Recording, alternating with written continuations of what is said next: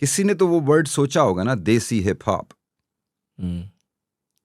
I'm glad I have it on video recording in 2002. नहीं तो कोई मेरी बात मानता ही नहीं। मेरे पास वो वीडियो रिकॉर्डिंग है उसकी, जब मैंने बोला था starting a genre, it's called देसी हिप हॉप। पायनियर ऑफ देसी हिप हॉप भूमिया की लाइफ बहुत स्ट्रगल भरी रही है। उन्होंने मात्र 15 साल की उम्र में अपनी मां को खो दिया था। मां की डेथ के बाद उनके अक्सर अपने पिताजी से झगड़े होते रहते थे, जिसकी वजह से तंग आकर उन्होंने मात्र 15 साल की उम्र में अपना घर छोड़ दिया था। उन्हें सड़कों पर रातें गुजारनी पड़ती थीं। उन्होंने जब अपना घर छोड़ा था उनके पास मात्र 25 सेंट यानी के 7 रुपये थे। 7 रुपये अमेरिका में बहुत कम थे। इतने कम पैसों में खाना भी नहीं आ सकता था, जिसकी वजह से उन्होंने अपनी पेट की आग को शांत करने के लिए चिंगम में निगली थी। कैसे ये सब झेलने के बाद भी एक लड़के ने रेवोल्यूशन लाया और कई आर्टिस्ट को इंस्पायर किया। ये जानने के लिए ये एपिक स्टोरी स्टार्ट करते हैं। नाम मेरे को गुरु भूमिया भाई ने दिया है। मैं उनके शोज ओपन करे हैं, उनके लिए साउंड चेक करा हुआ है, उनके साथ रहा हूँ 4 साल। घर ट्रैवलिंग करी है। I was nobody, he showed me a different world then also. I have learned so much from Bohemia भाई। मैं बचपन से भूमिया को सुनता आया हूँ। He was the first guy who started the whole desi hip hop scene. की album आई थी 2002 लगभग में, पैसा नशा प्यार, और जिससे बहुत इंस्पायर हुआ था वो। मैं उन गानों पे वर्कआउट कर रहा हूँ, उस गाने से मैं इंस्पायर हो रहा हूँ। मैं वो लाइफ जीने लगा था जो वो बता रहे थे। हमें तो बहुत गंदे तरीके से बातें बोले, मेरे को तो स्टूडियो से बाहर निकाल दिया है गोने। तो बोहेमिया है यार, पहले अपने आप को ढूंढ। हमारे पास सुनने के लिए कुछ नहीं था ब्रो, बोहेमिया भाई थे। मंकी सी मंकी डू, हमने बोहेमिया भाई को देखा सुना, हम वैसे ही बनते।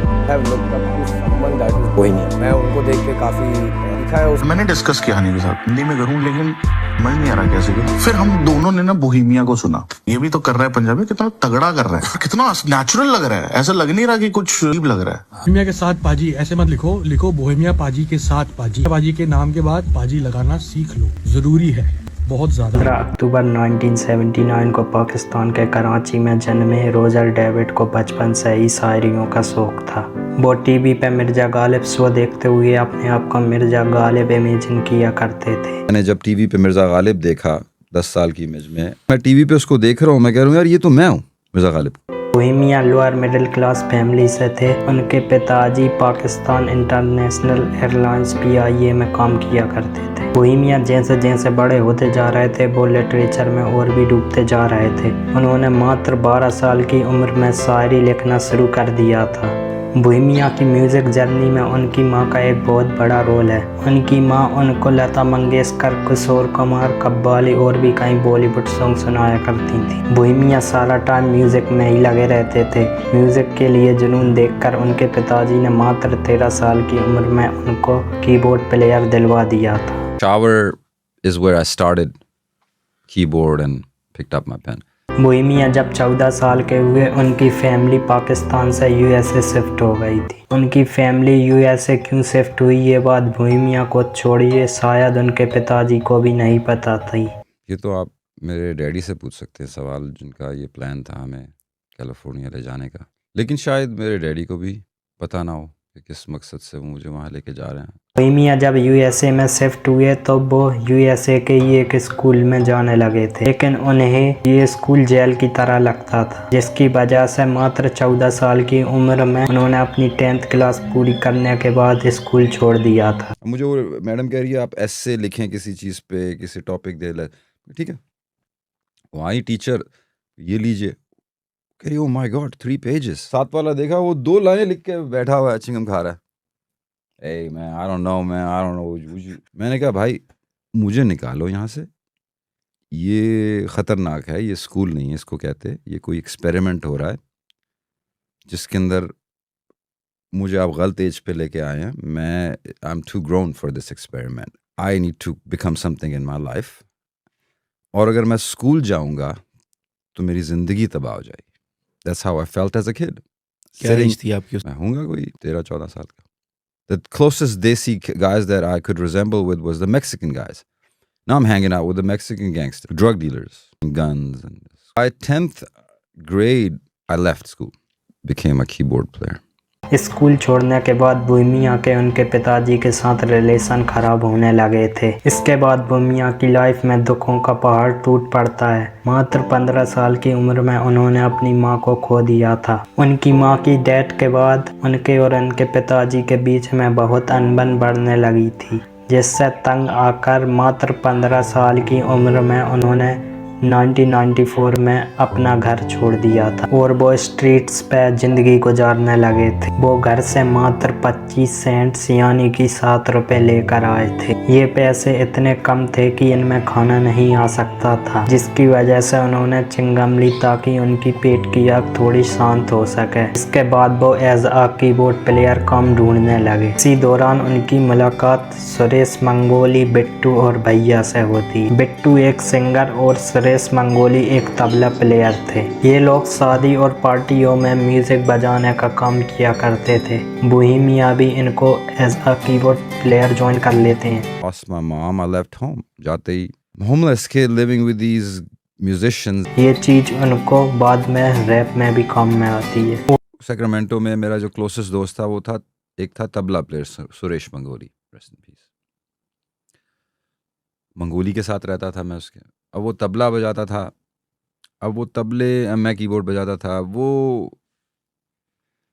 जो सिंगर सर थे उनके साथ उसने पंगे लेने होते थे तबले से, तो वो मुझे तिरकट सिखाता था कि राजे मैं ना यहाँ पर 6 स्पीड बजाता बजाता 4 में चला जाऊंगा। मैंने कहा यार एक तो तू math like why are I having to learn this tabla math of this you know like. वो कह रहा है मैं तुझे इसलिए बता रहा हूँ कि ताकि तू सम से ना उतरे। मैंने कहा ठीक है। मुझे भी उसने सिखाई दिया कि अच्छा हाँ मैं काउंट कर रहा हूँ 1 2 3 1 2 3 1 1 2 3 1। और मैं जाके कीबोर्ड वो गिग में बजा रहा हूँ तो उसने मारा तोड़ा मेरी तो देखा मैंने करके मैंने सम पकड़ लिया। जब मैंने सम पकड़ा तो पीछे से खां साहब मुड़ के देख रहे हैं जो सिंगर थे कि तूने कैसे पकड़ लिया सम।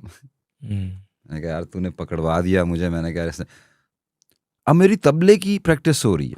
सो later on when I became a rapper, it was the combination of my love for Shayari and me being around tabla players. तो काफ़ी सारे जो मेरे गाने के अंदर जो meticulous rhythm techniques that you find. Now I have actually a track that is all on 6 beat. I don't know any rapper who's raps on 6 beat. और वो यहाँ से एज अ कीबोर्ड प्लेयर थोड़े बहुत पैसे कमाने लगते हैं। लेकिन कीबोर्ड तो मैं पाकिस्तान से साथ लेके आया था। स्कूल में मेरा दिल नहीं लगा, not because पढ़ाई में नहीं था, पढ़ाई में बल्कि मैं स्कूल से ज़्यादा था। स्कूल मैंने छोड़ दिया and I had a keyboard and I started playing with local musicians as a keyboard player. Birthday parties, weddings. इनके जो ये क्रू के लोग थे ये लोग ड्रग्स और अल्कोहल लिया करते थे। इनके साथ रहकर बोहेमिया भी ड्रग्स लेने लगते हैं। इस टाइम पे ये यूएसए में बहुत आम बात थी। इनके ये होमीज थे, इनमें से कुछ लोग ब्लैक डिसाइवर गैंग के लिए काम किया करते थे। इस टाइम पे यूएसए में east side versus west side की राइवलरी पीक पे थी। इसी दौरान उनका जो तबला प्लेयर दोस्त सुरेश था उसकी गोली मारकर हत्या कर दी जाती है। सुरेश मंगोली का हो जाता है मर्डर। उनका जो दोस्त सिंगर बिट्टू था उसको जेल हो जाती है। जो था सिंगर जो था वो चला जाता है जेल। और उनका जो तीसरा दोस्त था वो फरार हो जाता है। अपना भाई था उसके साथ भी एक सीन होता है, वो हाइडिंग में है। हम अपना जो ग्रुप है वो सारा तबाह हो गया। इनका दोस्त बिट्टू इनको जेल में से चिट्ठियां लिखा करता था। एक चिट्ठी में वो बताता है कि उससे को रिहाई के लिए 10,000 रुपए मांगे गए थे। नाले पुलिस पीछे लगे मेरे थानेदार जे मैं फड़िया गया ते बेल मेरी 10,000। 10,000 is 10% of $100,000. If you have a warrant out for $100,000 and you get arrested, तो आपको बेल जो है रिहाई के लिए उसका 10% चाहिए। तो अगर आप मैथ करें तो 10% बनेगा 10,000। So I am telling you what happened. वो 10,000 का नंबर मैंने ऐਵੇਂ ही नहीं कि मतलब वो राइम हो रहा था बस के साथ 10। तो दोज आर रियल स्टोरीज। जेल च यार लिखा यारा नू तसल्लियां is because Suresh Mangoli was, Bittu was locked up in Soledad Conventional Facility. I used to go to meet him in the jail. उसको जेल में वो चिट्ठियाँ लिखता था। वो मेरे पास अभी भी शायद पड़ी हुई हैं।